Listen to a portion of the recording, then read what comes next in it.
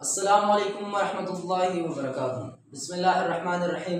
मेरा नाम है मोहम्मद अकील और आप देख रहे हैं यूट्यूब चैनल मोमेंट अकेडमी।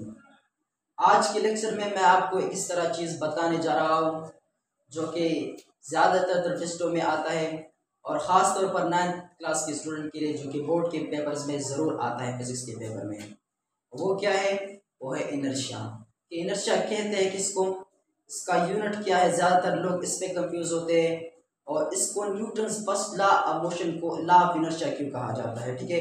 तो आज के लेक्चर में मैं सब आपको बताने जा रहा हूँ। फर्स्ट ऑफ ऑल आते हैं इनर्शिया को कि इनर्शिया है क्या। Inertia is the ability of an object to remain at rest or in motion at constant velocity. Inertia is the ability of an object to remain at rest.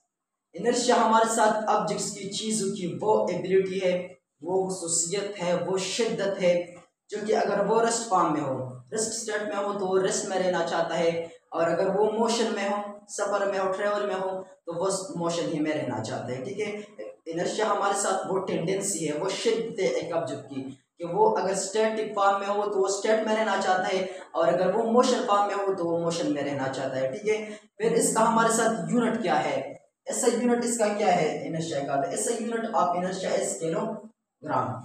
ऐसा unit inertia का हमारे साथ क्या है, kilogram यानी KG, ठीक है। फिर नंबर इसका मतलब दूसरा पॉइंट मैं आपको बताना चाहता हूँ इसके बारे में इनर्शिया की। It depends upon the mass of an object, greater the mass greater will be inertia and smaller the mass smaller will be inertia.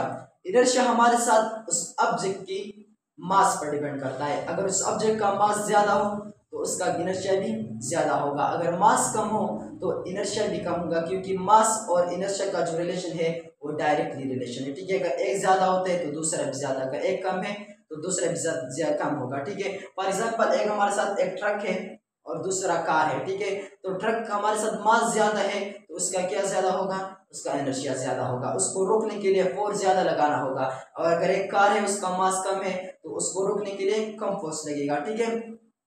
फिर हमारे साथ इसको Newton's first law of motion is also called law of inertia. Newton first law of motion is also called law of inertia. Newton जो first law है Newton की motion की, उसको law of inertia भी कहा जाता है। क्यों कहा जाता है? इसलिए कहा जाता है कि Newton first law of motion भी ये कहता है कि अगर एक ऑब्जेक्ट पर नेट फोर्स 0 हो तो ऑब्जेक्ट क्या करेगा, वो अपना स्टेट को मतलब रिमेन करेगा, वो स्टेट को इख्तियार करेगा, वो उसको हमेशा रखेगा, ठीक है। और लॉ ऑफ इनर्शिया भी इस एबिलिटी को कहते हैं कि अपनी स्टेट को क्या करे, उस पर बरकरार रह जाए, ठीक है। तो न्यूटन फर्स्ट लॉ भी यही कहता है कि अगर नेट फोर्स 0 हो तो ऑब्जेक्ट अपनी स्टेट को बरकरार रखेगा, और इनर्शिया इस एबिलिटी को कहते हैं। तो इसलिए अगर न्यूटन फर्स्ट लॉ हमें मतलब स्टडी करते हैं तो वो इनर्शिया की स्टडी में हमें क्या करता है, मदद देता है। तो Newton first law of motion को लॉ ऑफ इनर्शिया इसलिए कहा जाता है, ठीक है। फिर हमारे साथ वी कैन फील इनर्शिया। आया हम इनर्शिया फील कर सकते हैं, हम इसको महसूस कर सकते हैं? तो हाँ, हम इनर्शिया को महसूस कर सकते हैं, क्योंकि अगर हम गाड़ी में मतलब बस कार में जा रहे होते और हम बिल्कुल मतलब तेज स्पीड से जाते होते और आगे कोई चीज़ आ जाए और हम स्टॉप, हमारी गाड़ी मतलब स्टॉप हो जाए, तो हम आगे की तरफ धकेलते हैं, आगे की तरफ जाते हैं। ये हम खुद नहीं करते, ये खुद हम जाते हैं, ठीक है।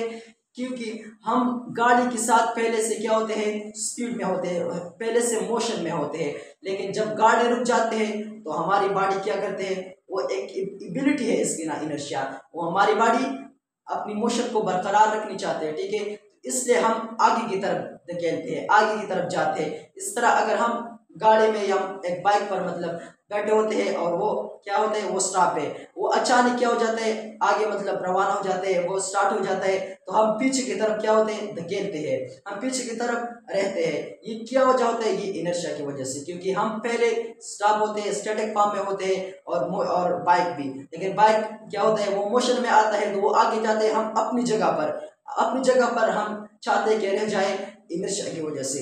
तो इसलिए हम क्या हो जाते हैं, कभी कभार नीचे गिर भी जाते हैं। इस तरह मैं आपको एक दूसरा एग्जांपल बताना चाहता हूँ। अगर हम एक नाइफ ले लें, ठीक है, एक चाकू ले लें, उसमें एक प्याज को या एक दूसरे टमाटर को या कोई और चीज़ को हम इसमें इस तरह अंदर करें, हम इसको इस तरह करेंगे, इस नाइफ को हम क्या करेंगे, इसको मोशन में लाएंगे। पहले दोनों स्टैटिक फॉर्म में है, इसको मोशन में लाएंगे तो जो प्यास है वो तो अपनी जगह पर इनर्शिया की वजह से, इस एबिलिटी की वजह से अपनी जगह रहना चाहेगा, तो इसलिए वो रहता है। तो ये हमारे साथ जो प्याज होते हैं वो आगे जाता है। हम चाकू को इस तरह फोर्स देते हैं लेकिन वो अपनी जगह मतलब बरकरार रहना चाहता है, तो वो इधर रह जाता है और चाकू में वो प्याज क्या हो जाता है, अंदर जाता है। तो इनर्शिया हमारे साथ क्या है, इस ऑब्जेक्ट की क्या है, एबिलिटी है जो अपने स्टेट को क्या है, बरकरार रहना चाहता है। उम्मीद रखता हूँ कि आपने इंशाल्लाह इसको सीखा होगा। अगर फिर भी कुछ मसला हो तो आप कमेंट में पूछ सकते हैं।